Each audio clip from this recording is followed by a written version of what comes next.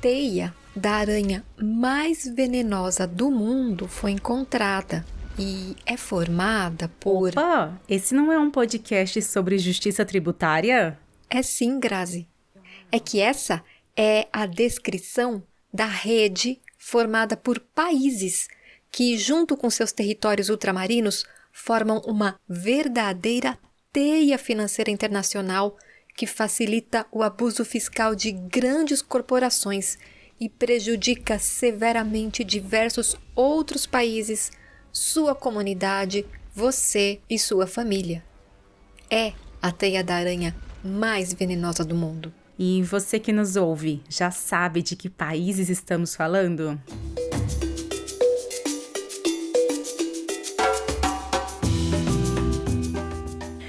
Oi, boas-vindas ao É da Sua Conta, o podcast mensal sobre como consertar a economia para que ela funcione para todas as pessoas e o planeta. Eu sou a Graziele Davi. E eu, a Dani Stefano. O É da Sua Conta é uma produção da Tax Justice Network, rede internacional de justiça fiscal, e você encontra a descrição completa e pode ouvir os episódios anteriores em www.edasuaconta.com e nos mais populares tocadores de áudio digital.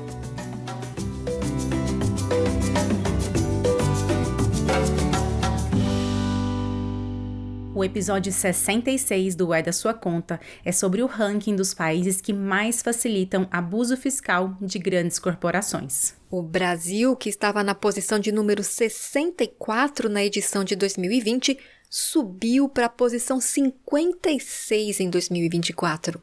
O que fez com que o nosso país piorasse no ranking? A rede de paraísos fiscais conectada ao Reino Unido continua sendo a maior ameaça aos que tentam fazer com que as multinacionais parem de cometer abusos fiscais. A constatação é do Índice de Paraísos Fiscais Corporativos, um estudo da Tax Justice Network publicado em outubro de 2024. O Índice de Paraísos Fiscais Corporativos ranqueia 70 países ou territórios de acordo com quanto facilitam o abuso fiscal para multinacionais. O Índice de Paraíso Fiscal Corporativo já foi tema do É da Sua Conta nos episódios 2 e 24. Se você quiser ouvir os resultados dos rankings anteriores, você encontra os episódios na sua plataforma de podcasts favorita ou então em www.edasuaconta.com. E os 10 países que mais facilitam o abuso fiscal corporativo são... Em 10º lugar está Luxemburgo e em 9º lugar, pela primeira vez no top 10, está a Irlanda, que agora desempenha um papel maior na viabilização de riscos de abuso fiscal corporativo. Em 8º está a Jersey, que é uma dependência ou paraíso fiscal britânico. Em 7º está a Holanda, um país europeu e membro da OCDE. Em 6º está Hong Kong, em 5º Singapura. Esses dois asiáticos já foram colônias britânicas. Em 4º está a Suíça, outro país membro da OCDE. E quais serão os países que estarão no topo do ranking como piores ofensores por facilitar o abuso fiscal? Bermudas, Ilhas Caimã e Ilhas Virgens Britânicas, que são territórios ultramarinos do Reino Unido, estão em 3º, 2º e 1º lugar, respectivamente. Acho que eu tive um déjà vu agora. De novo? Exatamente! Na edição de 2020, esses 3 territórios do Reino Unido estavam no topo do Índice de Paraísos Fiscais Corporativos. Sobre o significado desta continuação do Reino Unido no topo desse ranking, através de seus paraísos fiscais satélites, nós vamos falar mais adiante. Mas para começar, como é que se constrói o Índice de Paraísos Fiscais da Tax Justice Network? Quem responde é uma das pesquisadoras do índice, a nossa colunista Florência Lorenzo. Basicamente, ele é uma mensuração de quanto espaço as leis e regulamentações de uma jurisdição oferece para que empresas multinacionais realizem abuso fiscal.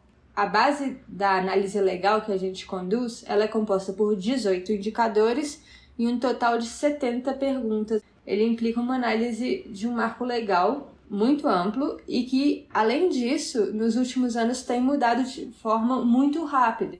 E para dar conta dessas mudanças rápidas, o Índice de Paraíso Fiscal Corporativo da Tax Justice Network passa a ser atualizado constantemente e não mais de maneira bianual como era até 2020. O que a gente vai fazer a partir de agora, e essa é a primeira edição na qual a gente começa a adotar essa nova abordagem, é uma atualização em forma contínua dos nossos indicadores. Que, por um lado, a gente faz pesquisa em profundidade de alguns indicadores. No caso dessa primeira edição, foram 7 indicadores dos 18. E, além disso, a gente recebe e monitora as mudanças do marco legais por nossas redes, mandando questionários para as autoridades para saber se alguma coisa mudou ou não. E, além disso, se você entra no nosso site hoje em dia, existe um botão de feedback no qual você pode falar para a gente tal coisa mudou. E na próxima vez que a gente publique novos dados, a gente incorpora essas mudanças na medida em que tenham referência e façam sentido de acordo com a nossa metodologia. O Índice de Paraísos Fiscais Corporativos está em português e o link para acessar o estudo está na descrição deste episódio em www.edasuaconta.com. O Reino Unido, junto com suas dependências, continua sendo o maior abrigo para empresas que praticam abusos fiscais. Essa primeira publicação desse novo ranking demonstra, na verdade, uma história de continuidade. Analisando políticas públicas, comparativamente o que os países fazem, que não mudar não é uma coisa de falta de ação. Na verdade, a continuidade ela denota uma situação que se reitera. Ou seja, a falta de ação também é uma ação, pois indica a manutenção do abuso fiscal. Principalmente as dependências do Reino Unido, elas continuam estando basicamente em posições muito similares ou com mudanças muito residuais. A gente calcula que mais ou menos 30% do abuso fiscal corporativo ele é realizado e possibilitado pela falha dessas jurisdições de alterar a sua trajetória de forma continuada, né? Então, se manter no mesmo lugar, na verdade, indica uma inação que representa uma ação. Essa inação proposital acontece também nas esferas de governança, como é o caso da Organização para a Cooperação e Desenvolvimento Econômico, a OCDE. As regras de tributação internacional estipuladas pela OCDE beneficiam os interesses de alguns dos países membros mais importantes, como é o caso do Reino Unido. Além dos países membros de alta renda, as multinacionais são também beneficiadas pelas regras frouxas da OCDE e não é coincidência que a maioria das multinacionais tem suas sedes nos países membros da OCDE.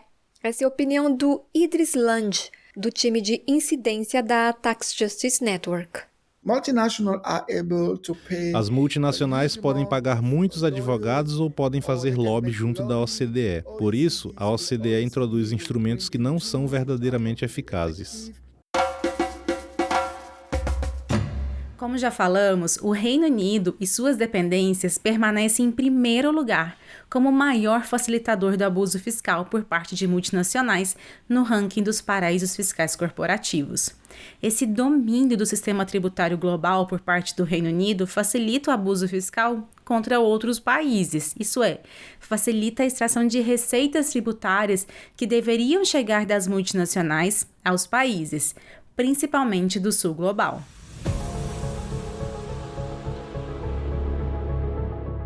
Isso te parece familiar? Eu imagino que sim, porque o Reino Unido colonizou e explorou a maior parte do mundo. E pode ser considerado como um dos mais eficientes modelos de colonização, neocolonização e imperialismo. E quem explica é o professor de História Contemporânea na Universidade de São Paulo, Oswaldo Codiola. O objetivo fundamental dos conquistadores primeiro e dos colonizadores depois foi a obtenção de metais preciosos. Os que tomaram a dianteira nessa obtenção de metais preciosos foram, evidentemente, os espanhóis, quando descobriram as importantes riquezas auríferas e argentíferas que possuíam as principais civilizações americanas, certo? Que eram os astecas no México, e os incas na América do Sul. Bom, o restante é história conhecida. Esses povos foram praticamente exterminados e começou a exploração sistemática do novo continente em função, em primeiro lugar, da obtenção de metais preciosos. No caso do Brasil, ainda que tenha sido colonizado de maneira direta por Portugal, também foi colonizado de maneira indireta pela Inglaterra. Brasil começou um pouco mais tarde porque o ouro das Minas Gerais foi descoberto mais tarde. Então, de fato, a colonização do Brasil começou um século depois do que foi a exploração do continente americano por parte dos espanhóis. A partir daí, nós tivemos um fluxo cada vez mais crescente de ouro americano proveniente do México e das Minas Gerais e de prata proveniente basicamente do Potosí, situado na atual Bolívia, em direção da Europa, porque dispunham de tantos meios de pagamento que simplesmente compravam as manufaturas de que precisavam, basicamente junto à Inglaterra e junto à França. Assim, ao explorar ouro e prata nas colônias, Portugal e Espanha apenas compravam o que precisavam da Inglaterra.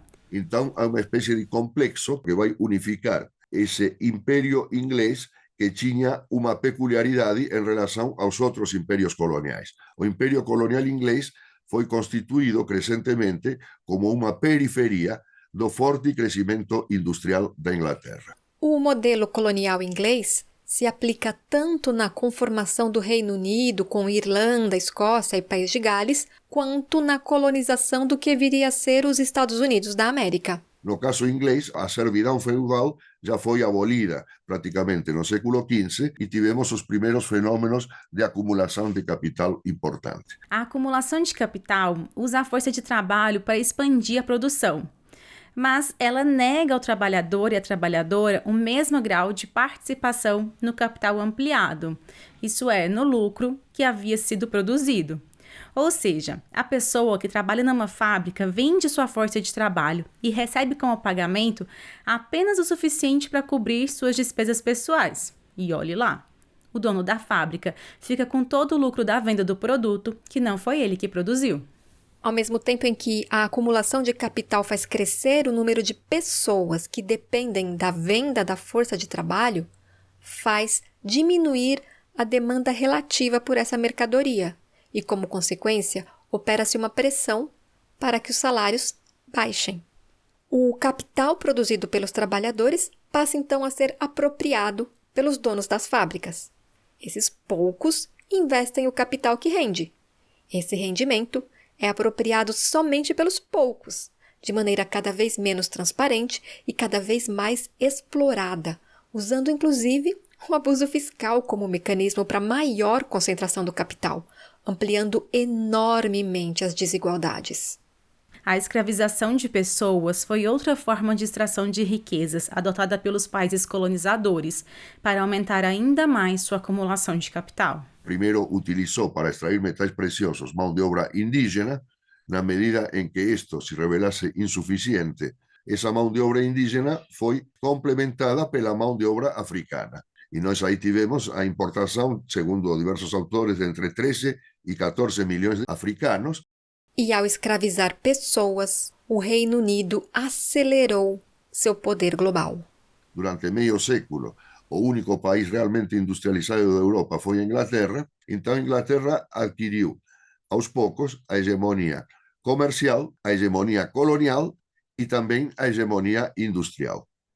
Então, praticamente, os grandes fluxos de capitais que se produziam quando o mundo transitava em direção de uma sociedade baseada no comércio, na produção de valores de troca, em vez da produção de valores de uso, que caracterizava os modos de produção pré-capitalistas, a Inglaterra teve um papel hegemônico. Foi somente após a Segunda Guerra Mundial, com a luta por independência iniciada nas colônias e o processo de descolonização promovido oficialmente pelas Nações Unidas, é que o Reino Unido passou a desocupar estes territórios ultramarinos e foi reduzindo seu papel hegemônico. Então, a Inglaterra conserva um papel chave na economia mundial que não está em correspondência com a sua potência industrial, porque em matéria de potência industrial a Inglaterra foi totalmente ultrapassada pelos Estados Unidos, depois pela Rússia, pela China, pela Alemanha, por toda uma série de países. Apesar disso, Inglaterra conservou sua posição muito importante, totalmente desproporcional à potência de sua economia, como praça financeira mundial e continua a permanecer nessa posição até o presente.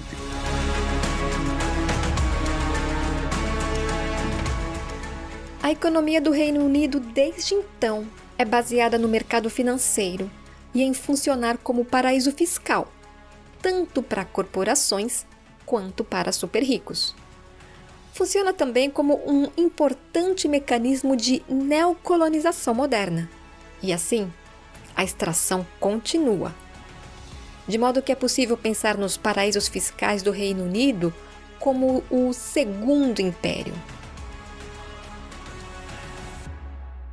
Estamos num capitalismo que passou a ser crescentemente dominado pelo capital financeiro a partir do início do século XX. Nessas condições, a hegemonia se mede pelo seu papel dentro dos fluxos mundiais de capital financeiro. Então, o atual neocolonialismo é um colonialismo baseado basicamente na hegemonia financeira, e o elemento fundamental para a submissão da grande maioria dos países do planeta aos poucos centros financeiros internacionais são os mecanismos financeiros, pelos quais a grande maioria dos países do planeta, os países do que antigamente era chamado de terceiro mundo, são submetidos a uma extração sistemática das riquezas nacionais que produzem em direção dos grandes centros financeiros internacionais através dos mecanismos de dependência financeira.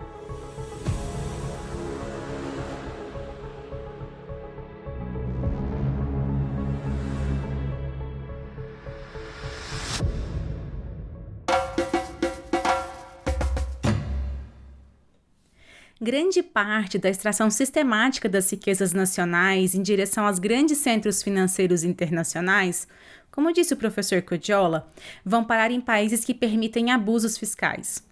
O índice de paraísos fiscais corporativos da Tax Justice Network mostra que alguns países subiram de posição no ranking por piorarem suas regras de tributação internacional. Entre os que mais subiram está o Brasil, que estava na posição de número 64 na edição de 2020 e subiu para a posição 56 em 2024, o que significa que passou a permitir mais abusos fiscais corporativos. É intrigante ver o Brasil piorar no ranking dos paraísos fiscais corporativos da Tax Justice Network. Isso porque o país vem atuando numa direção melhor na tributação. Por exemplo, a reforma nos impostos sobre o consumo, com o objetivo de deixá-lo mais eficiente. Só que não houve redução dos impostos sobre o consumo e a alíquota segue a mesma.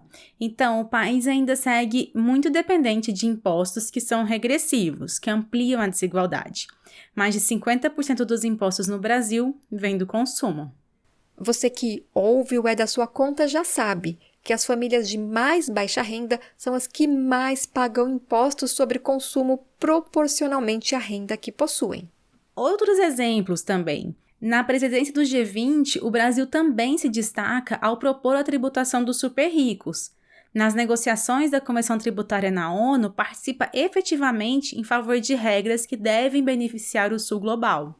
Mas então, Grazi, como que o Brasil passou a permitir mais abusos fiscais corporativos? É que uma nova lei de preços de transferência, aprovada em 2023, entrou em vigor. As leis de preço de transferência visam garantir que o valor das transações internacionais entre empresas relacionadas ou vinculadas, tais como filiais ou controladas, sejam realizadas a preços justos e transparentes, assim como ocorreria entre empresas independentes.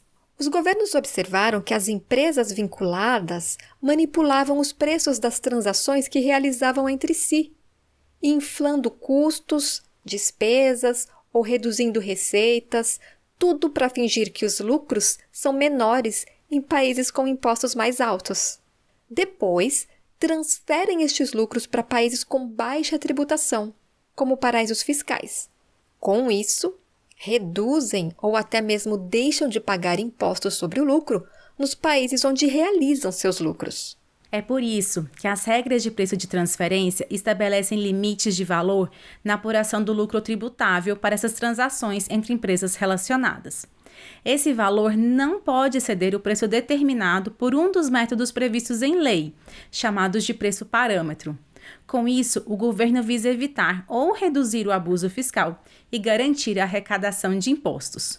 Florência, por que essa nova lei de preço de transferência foi tão prejudicial para o Brasil no índice? O critério para precificar essas transações, então para falar que eu estou pagando 1.000 ou R$500 de royalties para uma filial estrangeira, o que eu uso como critério para precificar essa transação, ele tem que seguir o critério que a gente chama de arm's length, ou o princípio de plena concorrência.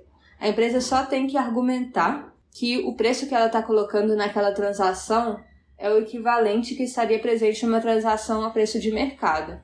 Só que muitas dessas transações elas não têm equivalente no mercado, o que faz com que elas sejam muito vulneráveis a potenciais abusos. O princípio do preço de mercado é difícil de aplicar, mas a OCDE defende, recomenda e algumas vezes chega a impor. Existem outras formas de calcular o preço parâmetro. Como era a regra para o preço de transferência no Brasil antes da nova lei? Quem explica é Clair Hickman, auditora fiscal aposentada e membro do Instituto de Justiça Fiscal, IJF.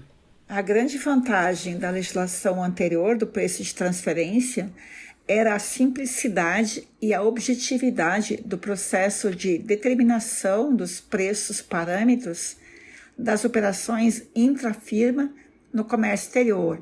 A grande falha era a rigidez dos processos de alteração das margens fixas por lei. Isso tornava as margens absolutas e potencialmente geradoras de dupla tributação pela impossibilidade de acordar um ajuste correlato. Grazi, você disse que existem vários métodos para determinar o preço de transferência, correto? Exato. Um dos métodos que o Brasil adotava na lei anterior, 9.430 de 1996, era o do preço de revenda, ou seja, o preço de transferência era definido como a média dos preços de revenda dos bens ou direitos, diminuídos de uma margem de lucro fixada em lei. Por isso, são denominadas de margem fixas, porque não variam. O objetivo é impedir um falso cálculo de custo para reduzir o valor de lucro sobre o qual é calculado o imposto. Mas a lei precisava melhorar. Havia lacunas na lei, como, por exemplo, na questão dos preços parâmetros para serviços prestados por empresas do mesmo grupo econômico ou por empresas situadas em paraísos fiscais. Mas, por outro lado, essa legislação dava pouca margem à litigiosidade entre o fisco e o contribuinte devido exatamente à sua objetividade. E a gente conhece o problema da litigiosidade no Brasil, que em média demora 18 anos para terminar um julgamento, depois de passar primeiramente pelo CARF e depois no Poder Judiciário, e depois uma série de anistias e benefícios fiscais concedidos depois disso tudo ainda, como temos visto recentemente. O CARF é o Conselho Administrativo de Recursos Fiscais. O episódio 40 do É da Sua Conta explica como esse órgão permite abusos fiscais no Brasil. Se quiser ouvir, o episódio está disponível em www.edasuaconta.com. A nova lei dos preços de transferência em vigor no Brasil é uma das exigências da OCDE para países que desejam ingressar no Clube dos Países Ricos, explica Florência Lourenço. Sim, a adoção das normas de preços de transferência em grande medida está conectada com a decisão do país de aplicar para ser membro da OCDE, porque para participar da OCDE o Brasil tem que adotar uma série de normas da organização ou estándares da organização, dentre os quais as regras de preço de transferência, que a nova norma ela implica num novo cálculo para a precificação dos preços entre entidades de um mesmo grupo, que potencialmente gera mais riscos tanto para o país, mas também na medida em que ele cria espaços de manipulação das transações entre filiais de um mesmo grupo. Clair, Qual é a sua avaliação sobre a nova regra de preços de transferência baseada em preço de mercado? Na prática, isso é bastante difícil de apurar.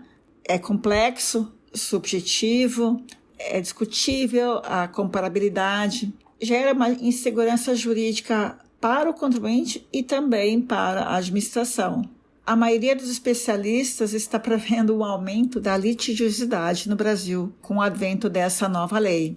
A nova lei também ela vai envolver mais custo da administração tributária, vai exigir pessoal altamente qualificado, investimento na informação, em treinamentos e alocação de maior quantidade de auditores fiscais nessa atividade. Então, o resultado não se sabe ainda, mas a minha expectativa não é que seja um resultado economicamente satisfatório. Por que essa mudança da antiga legislação para a atual, baseada em regras da OCDE, é prejudicial para o Brasil? Complexidade e subjetividade não combinam com tributação, não geram controle ou arrecadação, mas aumentam sim a litigiosidade. Em outubro de 2024, o Brasil adotou uma novíssima legislação referente à tributação das multinacionais. É uma medida provisória, a MP 1262, que cria um imposto mínimo global de 15% para as multinacionais que faturam mais de 750 milhões de euros ao ano. Essa também é uma recomendação da OCDE, conhecida como Pilar 2 do Projeto de Erosão de Base e Transferência de Lucros, o BEPS. De que forma essa MP se conecta com essas legislações que estávamos falando, Clair? Se conecta com as demais leis tributárias das multinacionais, porque vai no mesmo sentido de tentar tributar os lucros transferidos para paraísos fiscais e visa dar maior efetividade à iniciativa do projeto BEPS da OCDE, que é combater a erosão da base tributável. Mas a alíquota de 15% é bastante tímida e deveria ser mais elevada, em torno de 21% a 25%. Mas o tema é complexo e, pela minha experiência, em tributação, o diabo mora nos detalhes. Por isso, é necessário analisar, estudar e acompanhar a sua implementação e constantemente avaliar o resultado da aplicação dessa lei e, se não tiver satisfatória, ir aprimorando essa legislação. Agora, tributar os lucros de multinacionais em 15% é uma das pressões da OCDE para que o Brasil se torne membro. Mas, Clair, o Brasil tem a necessidade de editar essa medida provisória? O Brasil não pode deixar de criar essa tributação mínima global para as multinacionais, sob o risco de esses lucros serem tributados por outros países e o Brasil perder receita tributária. É necessário que exista uma regulamentação internacional de modo que todos os países tributem os lucros escondidos em paraísos fiscais. O Brasil ainda não tributa multinacionais no formato acordado na OCDE.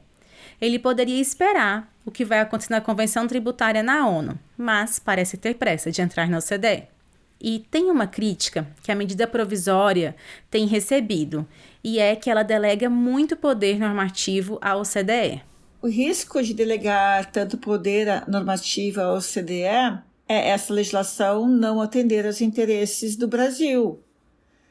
Eu vejo que somos um país ainda em desenvolvimento, basicamente exportador de commodities agrícolas e minerais, de baixíssimo valor agregado e com a extração altamente danosa ao meio ambiente. E temos necessidades e interesses bastante distintos dos países da OCDE, que são majoritariamente países ricos, desenvolvidos e exportadores de capital e serviços. Mas o Brasil precisa iniciar a cobrança desse imposto e temos soberania e autonomia de alterar as nossas leis. Na opinião da pesquisadora Florência Lorenzo, da Tax Justice Network, é preciso ter cautela com as normas estabelecidas pelo chamado Projeto de Erosão de Base Tributária e Transferência de Lucros, o BEPS da OCDE? Eu acho que é muito importante e urgente no contexto atual que a gente reforme as regras de governança tributária internacional para criar um marco que efetivamente responda às necessidades de todos os países, que seja capaz de responder à escala do abuso tributário que a gente vê hoje em dia. A maior parte das iniciativas no âmbito da OCDE, Pilar 1, Pilar 2, Projeto BEPS, tem já 10 anos que os países estão debatendo em torno desse fórum e eles têm sido incapazes de responder a alguma dessas questões. Por isso eu falava no começo da nossa entrevista da importância de ver que a continuidade, o fato do status quo não mudar, ele também é um indicador de falhas do que está acontecendo hoje em dia, né? É por isso que as organizações que lutam por justiça fiscal defendem que as discussões e decisões sobre tributação internacional devem sair da OCDE e ir para a ONU, como já está ocorrendo com o processo da Convenção Tributária, que teve os termos de referência finalizados em setembro de 2024 e tem uma previsão para o conteúdo final estar pronto em 2027. Bom, como a medida é provisória, talvez seja a oportunidade do Brasil fazer com que essa ação esteja alinhada com o que se está construindo na Convenção Tributária da ONU.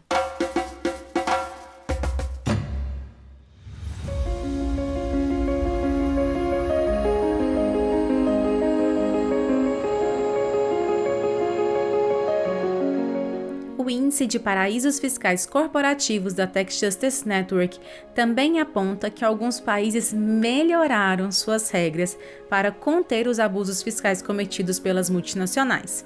Bélgica, Dinamarca, Itália e Portugal caíram no ranking. E esse é um ranking que você quer que seu país desça e não que suba.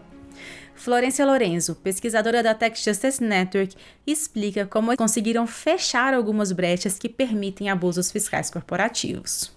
A maior parte das mudanças nesses países, elas estão relacionadas ao que a gente chama do componente de regras anti-abuso de multinacionais. Elas são um conjunto de regras ou leis que os países podem adotar para proteger a própria base tributária e evitar que as empresas que atuam nesses países utilizem, por exemplo, pagamentos de royalties ou de interesses para diminuir a sua base tributária e evitar pagar impostos. Base tributária de um país corresponde a todos os montantes que podem ser tributados num país de acordo com o sistema tributário dele.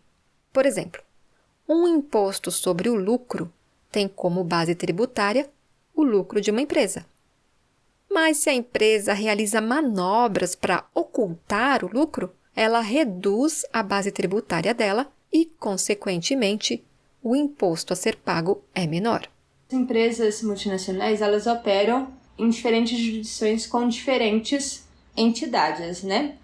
Então, as transações dentro das empresas, entre jurisdições, elas podem ser manipuladas para fazer parecer que contabilmente você tem poucos lucros num país, por exemplo, um país com impostos mais altos, e transferir os lucros para um país que tenha impostos mais baixos para parecer que ele realizou todos os lucros dele ou que a distribuição de dividendos foi para esse país. Para evitar essas manipulações por parte das empresas, é fundamental que elas tenham que disponibilizar publicamente seus relatórios país a país.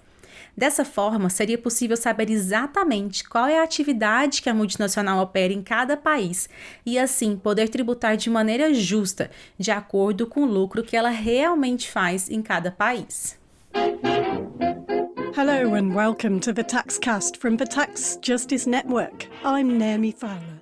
O episódio 143 do TaxCast, podcast em inglês da Tax Justice Network, traz mais informações sobre os relatórios país a país. O destaque é o caso da Austrália, que tentava aprovar uma legislação para destruir todo o sistema abusivo.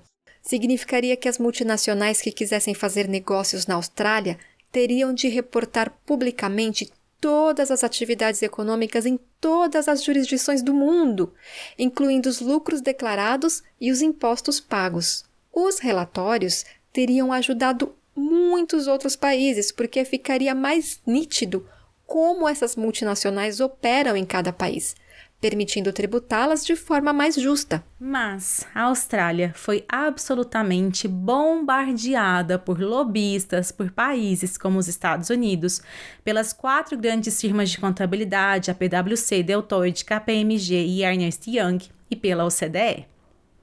Bem, depois de um atraso no processo, a Austrália conseguiu aprovar a lei, mas ela ficou muito enfraquecida e não consegue cumprir tudo o que queria, ainda que seja razoavelmente boa. E enquanto os relatórios país a país não estão disponíveis, o que os países podem fazer para conter esse tipo de abuso corporativo de maneira mais individual? Os países, no entanto, podem adotar medidas para limitar o tanto que você pode pagar de juros intra-empresa, como uma forma de evitar esse tipo de abuso. Quando você adota uma limitação, é fazer com que a empresa que está atuando nesse país não consiga transferir a sua base para fora. Ao fazer isso, mantendo o lucro como parte da base doméstica, aí o país pode tributar e assim evitar diminuir o escopo para o abuso potencial. E quando ele faz isso, ele não só protege a própria base tributária, mas ele também diminui o escopo e as brechas potenciais que as multinacionais podem adotar. E esse tipo de medida unilateral que limita o poder de transferência de lucros das multinacionais no próprio território fez com que vários países da União Europeia melhorassem a posição deles no ranking de paraísos fiscais corporativos da Tax Justice Network. Para a Florência, da mesma forma como fizeram os países que melhoraram no índice, o Brasil também poderia aplicar medidas unilaterais para conter os abusos fiscais. Então, por exemplo, um dos pontos da nossa análise para o nosso índice é a transparência dos relatórios país por país. Se o Brasil publicasse esses dados ou demandasse que eles fossem publicizados pelas empresas, a gente teria uma base muito melhor para analisar de fato quais são os canais com maior risco, por quais canais a gente está perdendo receita e quais são os mecanismos que as empresas têm adotado justamente para minimizar ou abusar os sistemas tributários em todos os países. E com o aumento da transparência em um único país, no caso, se o Brasil adotar os relatórios país por país, como fez a Austrália, muitos outros podem ser beneficiados. É uma medida que não demanda tanta cooperação e que a atuação de um país tem impactos para todos os outros, inclusive para países do sul global que têm sido barrados de participar de certas iniciativas de transparência, né? Então, se o Brasil fizesse uma medida dessa natureza, ele não estaria só ajudando a sua própria posição, mas também, por exemplo, facilitando que países que pertencem à União Africana ou países que, enfim, não têm conseguido participar de algumas iniciativas de transparência no âmbito da OCDE também tenham acesso a essa informação. Para Idris Land, nosso colega podcaster da Tax Justice Network, o índice de paraísos fiscais corporativos pode ser visto como uma oportunidade para os países africanos e latino-americanos encontrarem as maneiras para mitigar os impactos de riscos de abusos. Agora que estão conscientes do que o problema representa, precisam tomar medidas com base nas informações fornecidas pelo Índice de Paraísos Fiscais Corporativos para melhorar a forma como interagem com outras jurisdições em termos de cooperação fiscal. Isso significa também que os países africanos têm uma grande oportunidade de começar a pensar em sempre garantir as suas próprias receitas fiscais. Além de analisar os dados dos países e indicar quais são os maiores facilitadores de abusos fiscais corporativos, o índice da Tax Justice Network é também uma plataforma de políticas públicas. O estudo traz várias sugestões para os países sobre como fechar as brechas para evitar que seus recursos evadam para jurisdições de zero ou baixa tributação. O link para acessar o Índice de Paraíso Fiscal Corporativo está na descrição deste episódio, em www.edasuaconta.com.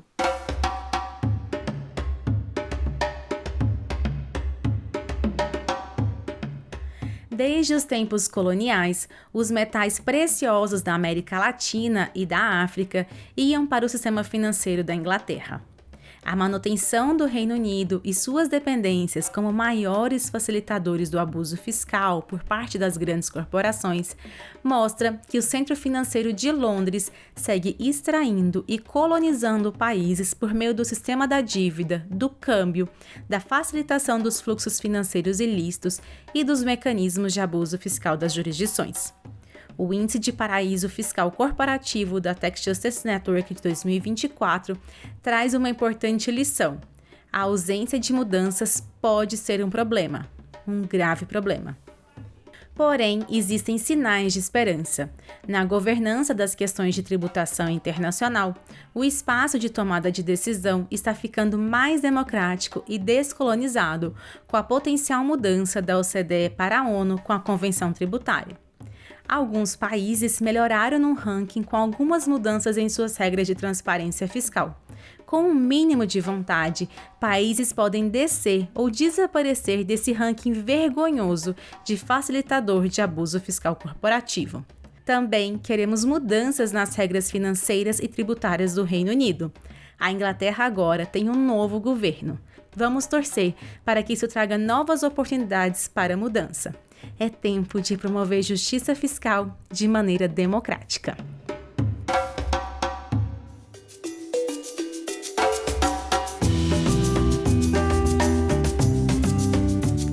O É da Sua Conta é coordenado por Naomi Fuller. A dublagem é de Zema Ribeiro. A produção é de Daniela Stefano e minha, Graziele Davi. Um abraço e até o próximo! Deixa eu te dizer que o É da Sua Conta também está no app da Borboleta Azul. Se quiser nos seguir por lá, nosso arroba é edasuaconta.bsky.app. Seguimos no X, @da sua conta e no Facebook. Se quiser se inscrever no nosso boletim mensal para receber por e-mail as informações sobre novos episódios, entre em www.edasuaconta.com. E no fim da página, clique em Boletim e se cadastre. Ou, se preferir, envie um e-mail com seu nome e número para info@edasuaconta.com, que te incluímos na lista de distribuição pelo WhatsApp. Te desejo uma excelente continuação de manhã, tarde ou noite. Um abraço fraterno e até o próximo!